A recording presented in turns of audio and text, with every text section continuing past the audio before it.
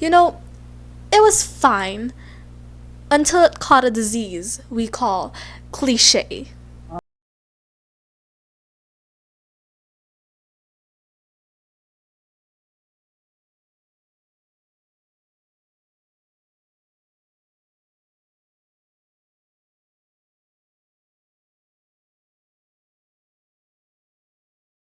Hi!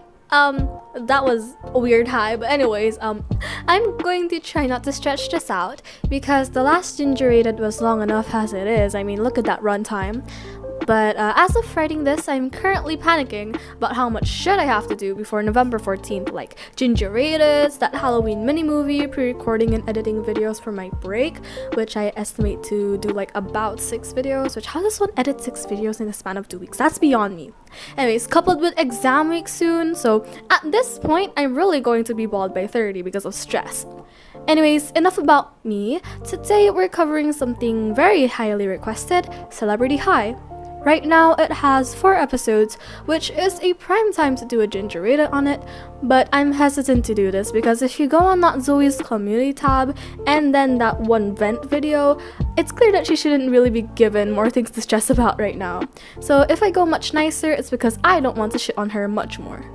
That's going to be slightly challenging considering this series has a bit of things to discuss, but screw it. You guys want me to cover this series, so it's all on you. It's all on you. It's all on you guys. Again, Sage helped me with this. Fun fact, we're in a call right now as of writing this, so go thank her for helping me get my life in order.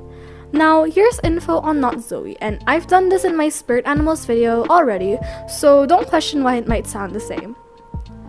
NotZoey is a very popular gadget tuber, one of the most famous names out there in the community right now, with 520,000 subscribers who debuted with I Met You During Spin the Bottle on February 1st, 2020. Her content consists of GLMMs like A Wolf in an All-Alpha School and her Invisible Alpha Mark, as well as voice-acted series like Spirit Animals. Other than movies or series, her content is a variety of things, seemingly whatever she feels like doing, still mostly done in gacha.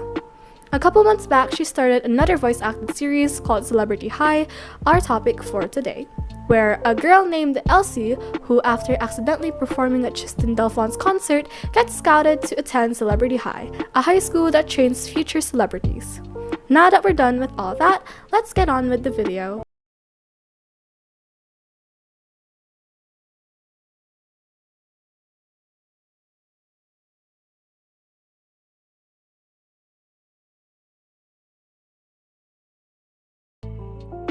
No hate to the voice actor, but the little sister's voice was a bit much. The is exaggerated and accentuated a little much, so it sounded unrealistic. And there was a point where she wasn't really clear with her words.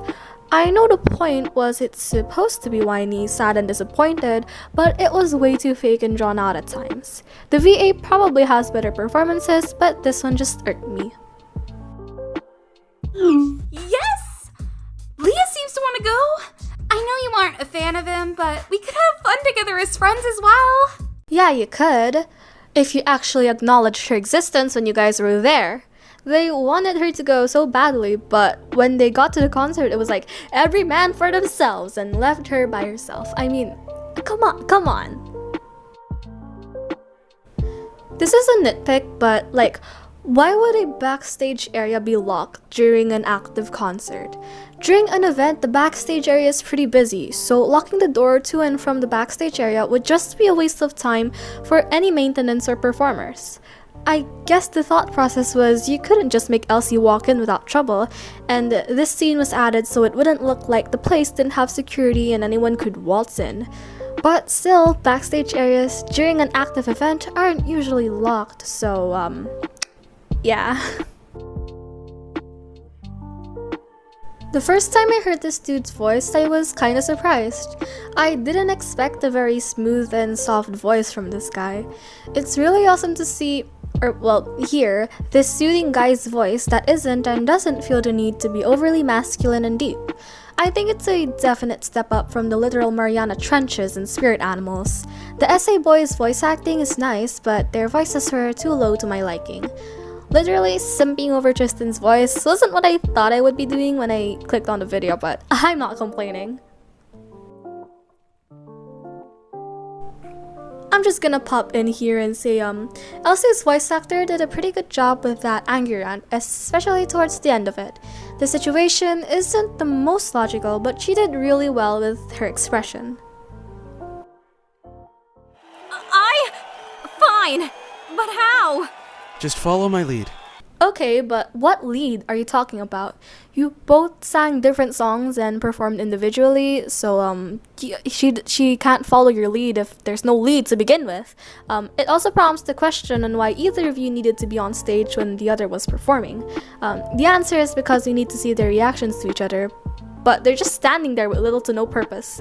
I mean, look at Tristan during Elsie's performance. He barely changed expression or movement. Hell, the band behind them had more expression than this dude. They even had close-ups and were panned to multiple times, even though they probably are not gonna be that significant in the future and we're probably not gonna see them much. There are two ways to go about fixing this. Make them sing a song together, so it's less awkward than them standing there just watching, and you can also showcase their immediate chemistry if you want to make them a couple in the future. Or, while one of them sings, you can give the other voiceover thoughts to fill it in with more interesting things. I mean, the songs slap, like they're amazing. They're in my playlist and currently playing them as I write this, but we don't need to hear them without interruption. So it's fine to add voiceovers. On the positive side, like I said, the songs are amazing. Y'all have really good tastes. Tristan's song really did sound like his voice, which is a good touch as well. And the atmosphere and editing was also not that bad, excluding some glitches and weird-ass panning. I mean, look at this one. On another note, why are these two being hunted down by security? It doesn't really get an explanation or get mentioned again, so like, why? Why is this? Why? Did I miss something? I feel like I missed something, but at the same time, I feel like I didn't. So, if it's a filler because you didn't know what else to put, then what I suggested earlier can help, or just give them a bit of dialogue during the performance where they go, "Why is Elsie on stage?" or something. If it's not there for filler, then I guess we'll just go with the "it's an underdeveloped scene" narrative. If that's a better consolation, I guess. My younger sister emailed you that she would pay $10,000 for you to perform at her birthday. Speaking of said birthday and performance, it would have been interesting to see that actually happen, like on screen. Considering it's the inciting incident and that we never really see the little sister again after episode 1, adding in that scene would help connect Tristan and Elsie more and not have the little sister, the literal catalyst for the whole story in the first place, disappear. Like, I thought Elsie said she was someone who cares for a little sister, but then she turns around, never mentioning or talking to her again during the next episodes. It's a similar thing with him driving her home. You'd think something interesting would happen there, right? Like, maybe he meets the little sister as he drops Elsie off, then he explains and apologizes to her, which would give him more depth and make him seem even sweeter. There were many opportunities for interesting scenes that we will unfortunately never be able to see. So she gets scouted and it's great and all, but nitpick, what is this quality? What is this phone? I can't even see the pixels. Like, what happened here?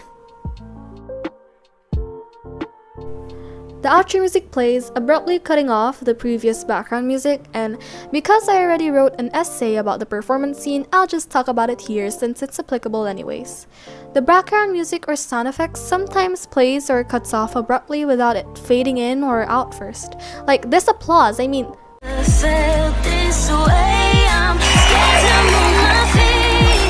literally just jump scared me harder than any FNAF game. And since we're on the topic of abrupt, transition between scenes are simply non-existent as they just cut to each other without a fade or anything. Adding transitions or simple quick fades in both audio and video help us adjust much faster and signals to us that we're moving on to another scene and or the mood is changing. I'll miss you so much, Elsie. I know. I'll miss you guys too. Well, I guess you didn't miss them enough to have another conversation with them after this one. It's the same with the little sister situation. They seem like they were best friends, so it's weird to me that they haven't been mentioned or show up again in future episodes. Like, freaking what? This intro song is also hella catchy. Still listening to it as I write this. I wonder how NotZoey, even Rosie Closey as well, finds so many hidden gems like these because this shit is a bop. The writing in this scene is fine, but she's talking a bit fast. Not to the point that I can't understand what she's saying, but it's a little slurred. Oh, and also, they have classes to deal with the haters? Sign me up, bitches. I need that shit. Nitpick, but why is she blurred? She's standing next to them and she's neither a background character nor is she far away, so like, what happened there? I don't really mind the episode taking a minute to explain the popular kids, even if it's really cliche and basically an info dump. It at least had some interesting information and the visuals are pretty, so it's acceptable. Still cliche and could have been done better, but acceptable. The part where she talks about Justin, aka her brother, should be expressed with disappointment and a bit of shame since her brother's an asshat. But she kinda sounds more disgusted, disinterested, and about to throw up due to the pauses and hesitation. When she says it's her brother, it's okay for her to be hesitant because that shows she kinda doesn't want to admit he's her brother. Then, when talking about his douchery, should have been cold and sharp with her words and have it sounded laced in poison. I'm not a voice actor though, so that's just my opinion.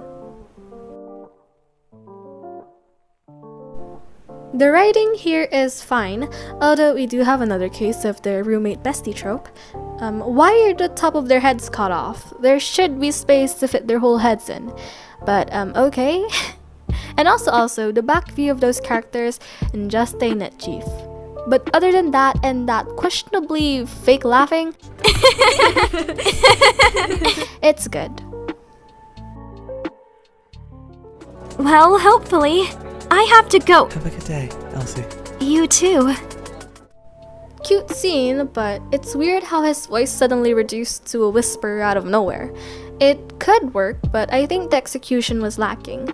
Adding maybe a bit of stutter before the whisper or emphasizing the hand pull would have made it make more sense.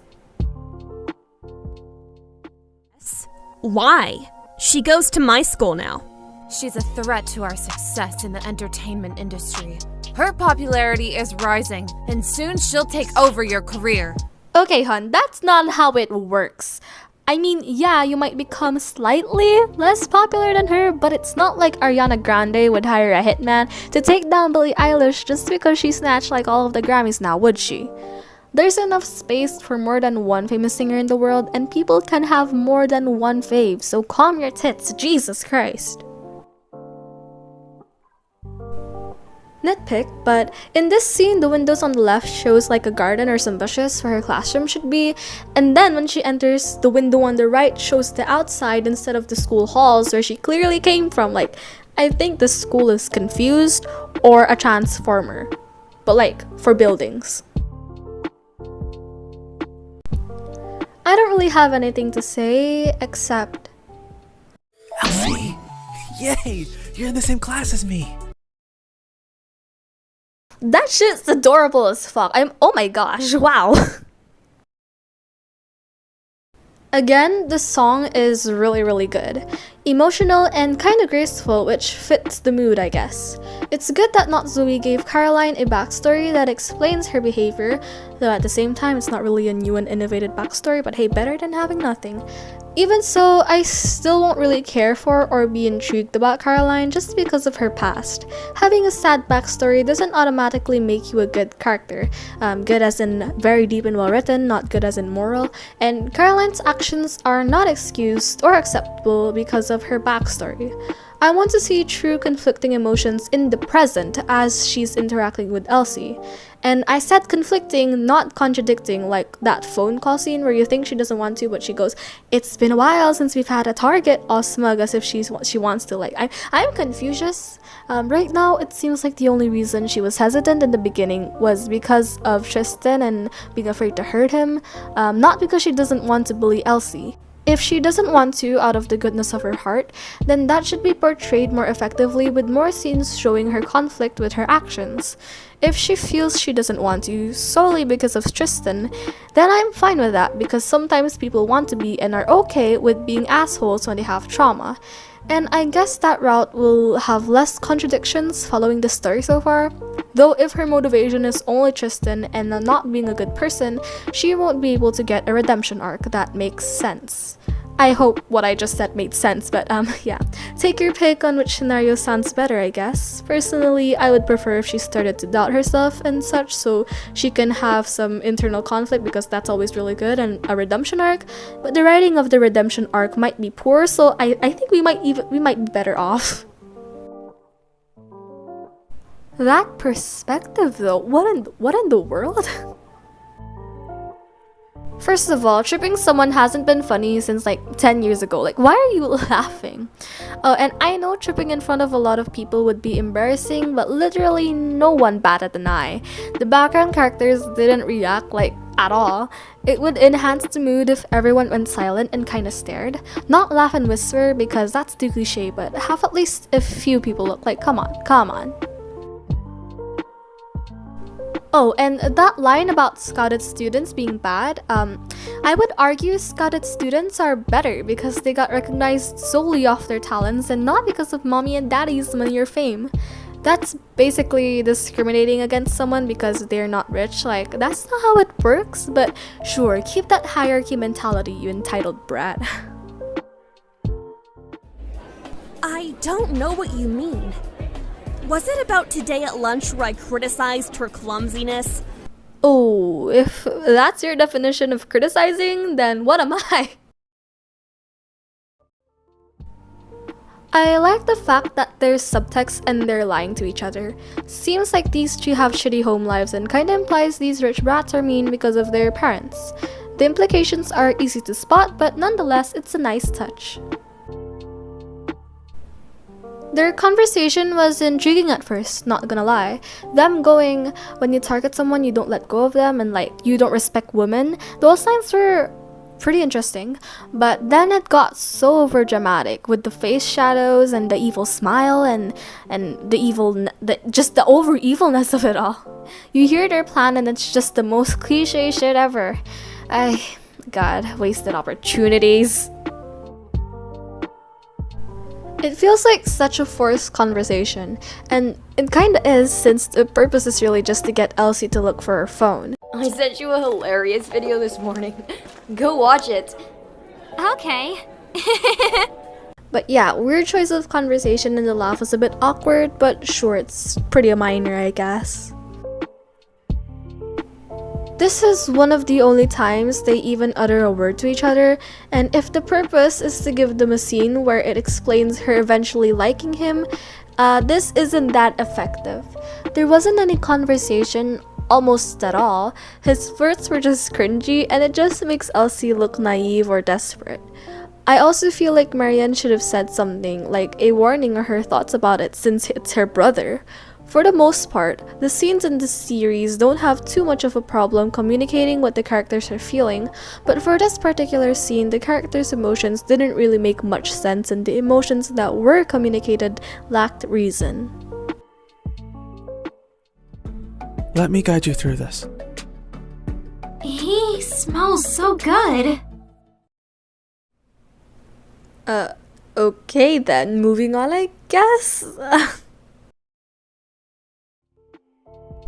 So, about this part. Before I go more in depth about my main issue with it, a few things first. Again, the song is freaking great. NotZoey did a really good job on the soundtrack. Some parts of the editing in it was questionable and glitchy, but nothing too horrible. And why are they in a field? How did they get here? Who thought this was a good idea? Like, am I once again missing something? I feel like I'm missing something a lot in this. I don't freaking know anymore. But on a more serious note, here's my main issue with the thing. It was convenient enough as it is for them to have been partnered up, and if you put convenience aside, I guess it would have been fun to see them talk or do stuff with each other. I guess you could say that we did get that, but it was in the form of a montage. Stuff like developing a friendship/relationship, especially for the first time, is important, so scenes should definitely be dedicated towards that. If you think about your favorite ships or favorite duos, you think about the scenes where you actually get to witness how they spend their time together in real time, like you're there with them.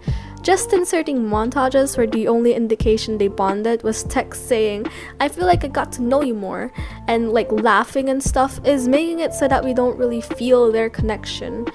We kind of need dialogue, we kind of need their interactions because we want their relationship to feel more real, relatable, or amusing. Instead, we just get told they feel these things. Show don't tell may be overemphasized, but it's there for a reason, which is that you shouldn't overestimate how much someone will be able to connect to your characters or understand what you want to tell or portray to them.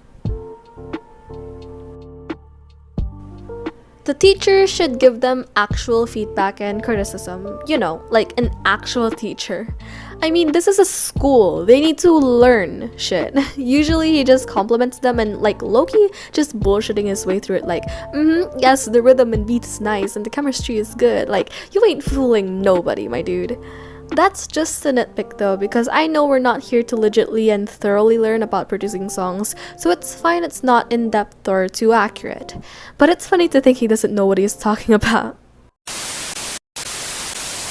So at this point in writing the script, I'm not gonna lie, I'm simultaneously having a mental breakdown and am determined to get this out before passing out from the utter burnout. So we're gonna have a lightning round thing where I don't get too much into my points, because if I did, I think I'm going to end up crying. Anyways, here we go. Nitpick, but that pizza is so small. You'd think since Tristan was angry, the next scene would be him confronting Caroline or something, or just maintaining that mood, but I guess he cools off in between the two scenes because in the next scene there's like no trace of his anger. I'm confused. Really? Guess what happened just earlier? Justin asked me out. You'd probably also think that the scene where Justin asks Elsie out would be important to see. You'd be right in thinking that, because it is.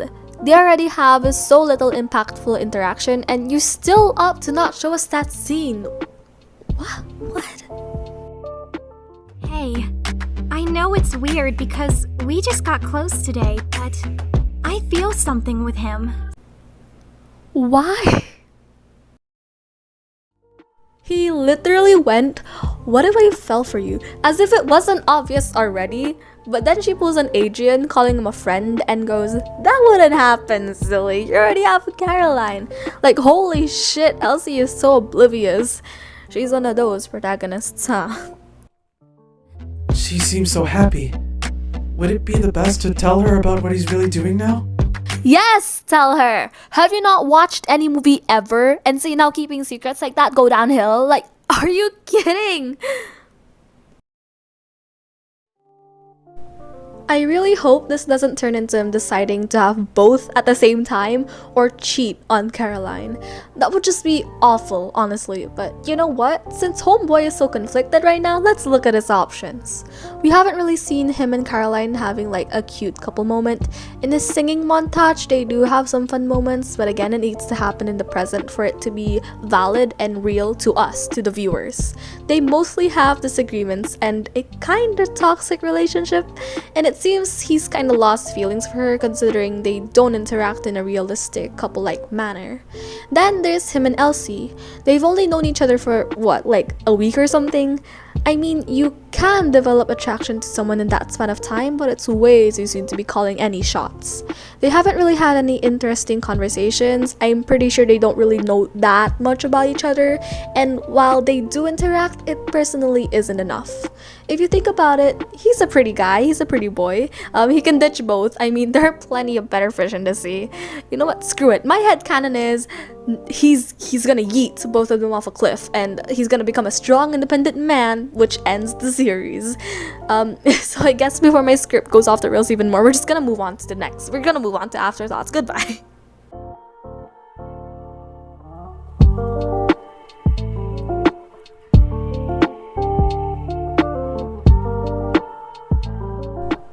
I feel like I keep mentioning this, but let me have it because it's by far the aspect I'm most positive about. The songs are consistently really good. I like how the songs aren't really mainstream, and specifically Tristan's songs fit his voice nicely. Since I guess the series counts as a musical one now, it's important for the songs to be good, because, I mean, duh. My favorite one was probably Elsie's solo song in episode 1, then the intro song. I'm the type of person who enjoys a wide variety of music and probably couldn't live a day without it. That's why I enjoy how the picks were all pretty nice. Yes, I'm dedicating a whole part to Tristan's voice, don't judge me. But can you blame me? Have you heard the guy? Like I said earlier, it's refreshing to hear soft guy voices for a change, and I mean the VA is also pretty good at acting out his lines. All of the VAs in general did a good job, and most of the time my only issues are nitpicks in the moment or just timing/technical editing issues they aren't really in control of. The editing in some sections is decent, sometimes even pretty good. The atmosphere in some of the music videos are conveyed pretty well with the editing, so the MVs just hit you better. There are nitpicks though, like sometimes the panning would be weird, the weird color saturation thing like in Essay that I talked about, though it's admittedly more subtle here, and transitions in the music videos aren't super smooth. Since this series has custom backgrounds and music video portions, it's understandable to have more glitches than those movies or series just done in vanilla Gacha Club. Though it would definitely improve the quality and viewing experience, it's not so much a big deal. But still, what is that perspective? Transitions should be added between each new scene or new audio file, whether that be background music or sound effects, so it's not a sudden change out of nowhere. For the scene breaks, I don't mean transitions like full-on dramatic fade to blacks, but like just a quick fade into each other, like this.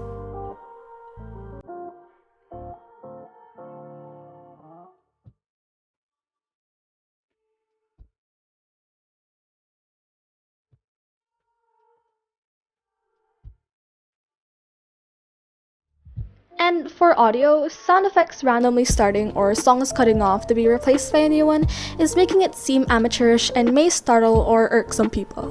I personally haven't worked with computer editing softwares, but a lot of you probably use KineMaster, and there's this section called Volume Envelope, which is a setup kinda like the animation keys for images or videos on KineMaster as well. Here you can play with the volume of the audio clip and vary it throughout the video. I don't know if there's an equivalent to that in what NotZoey is using, but that's just a tip for those using KineMaster and didn't know. I cannot wait to break all my rules.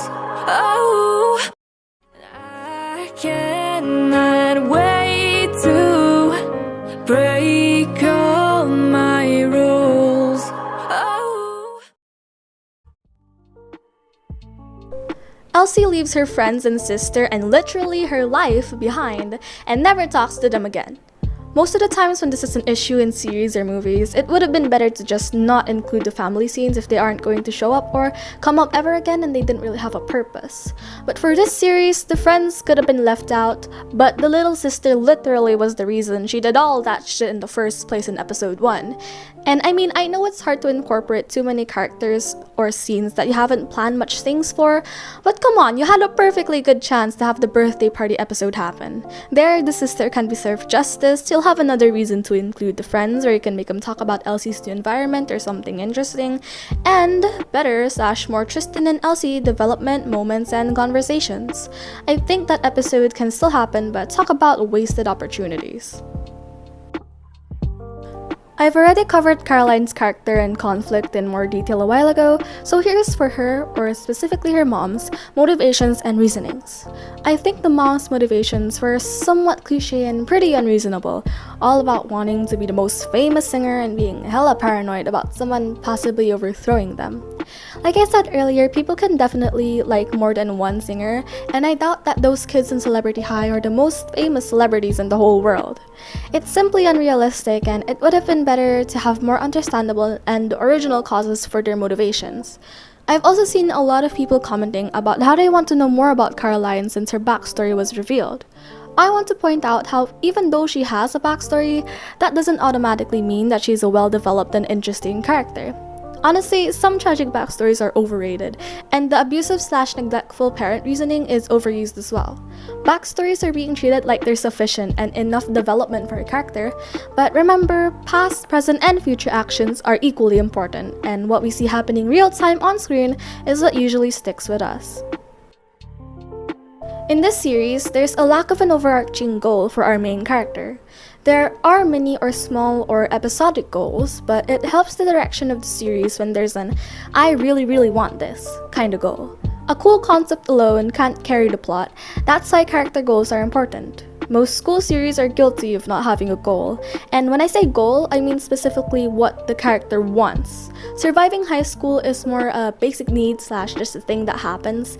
It's a bit general, so giving the main character a goal that's specific helps us relate more or tell us about her personality. Maybe, for example, a student main character's goal is to be the best in her class and get the highest grades. Then she takes steps throughout the series to achieve that goal, and it may clash with the events the plot will take her through, causing conflict. It's easy to think up major conflicts with that goal, like, oh, sacrifice your grades / positions for your love interest or best friend, but minor or more subtle conflicts are super interesting as well, where you can really show people where their priorities lie without emphasizing too much in simple scenes. Elsie isn't really given a personal thing that makes her want to keep going, nor a goal that she is actively working towards. It's become more a basic survive the bullies story. Since it hasn't been built in since the beginning, I personally think it would be too late to give Elsie a motivation that really drives her forward, since it would be too out of the blue just to stick it in, and that's pretty unfortunate. I've also gone in depth about this earlier, but since that was more on Elsie and Tristan and Caroline and Tristan, I'll use Justin and Elsie as the focal point for this one. Until now, I still find it odd how we just skipped the part where he asked her on a date. Like I said, they already have so little interaction. But also, this scene would probably invoke a lot of emotion in us in the moment of watching it. I mean, you could still imagine what he said, and you would assume he was being annoyingly charming and manipulative, right? But to actually know exactly what he said, how he said it, and how Elsie reacted, it would probably make you mad, right? The emotion you get only imagining the scenes versus seeing the actual scene, it just hits different.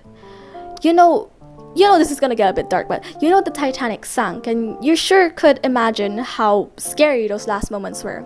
But watching a scene that portrayed that, the water filling the boat up, the fear and frantic movements when they realized how dire the situation actually was, seeing people get left behind to just die and dead freaking bodies everywhere, watching that would definitely bring you through a lot more than merely being told it happened, wouldn't it? Admittedly, dead bodies aren't the most related to Celebrity High, so I digress. The point stands, showing us the development in the relationship is more effective, memorable, and entertaining. At the start of the series, I was pretty optimistic about the direction of it. The concept was okay enough, and the first episode was honestly pretty good.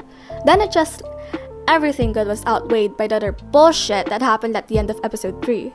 The story morphed into an even bigger cliché. You've got the mean girl trio, the douchebag playboy, and all those evil plans to humiliate the MC that have been done so many other times, in so many other stories. Like, it was disappointing, since I believe that this story could have turned out pretty good. I guess the antagonist's plans may actually be done better in future episodes, but between the prolonged face shadows and evil smiles, the generic and old-fashioned embarrassment methods, and the playboy who doesn't even get enough screen time with the protagonist to be considered relevant, it's just not looking like it's going to go in an original direction. I suggest adding more subtlety, reduce all that cartoony evil shit, and make them act like real teenagers. Since the beginning of their plans are already fucked up by the cliché, I suggest really twisting the outcome of it. I mean, I feel like the outcome is going to be predictable and definitely done before, so honestly at this point I'd want it to go off the pre-established choices. Maybe have Elsie drop out of the high school, not because of the bullying, but on her own accord. She realizes the system is plastic and the hierarchy is bullshit, so she goes on to form a better career and maybe publicly call out the school / the toxicity of the industry.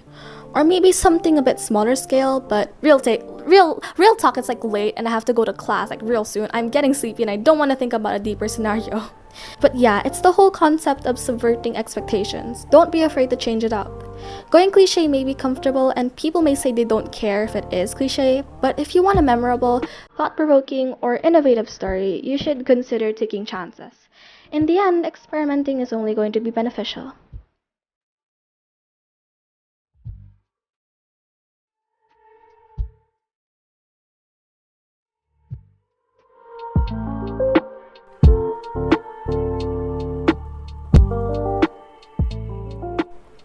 Episode 1 had potential. I mean, the voice acting was good, the editing was good in enhancing the atmosphere, and the songs would definitely make someone want to be at this concert themselves. But the decisions made on how to go about the plot and the characters really killed a bit of its momentum. Maybe it's antagonists with questionable motivations, no forethought beyond the concept leaving a lack of a personal goal for Elsie, the lack of interactions leading to rush / underdeveloped relationships, or just the neglect on making an original conflict, but the series really went under nearing the end of the 4 episodes so far. I don't believe it's a lost cause. It isn't too late to fix some of the issues with only minimal damage.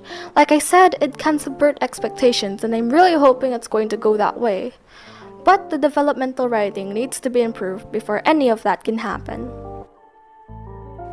With all that said, I give this series a 3.7. And forgive me for mentioning another series again, but it's by the same person and I needed to say this someday, but I believe Celebrity High is better than Spirit Animals. Episode 3 of Essay tanked it really hard for me, and I don't want y'all to think I think Essay is better because of the previous ranking I gave it.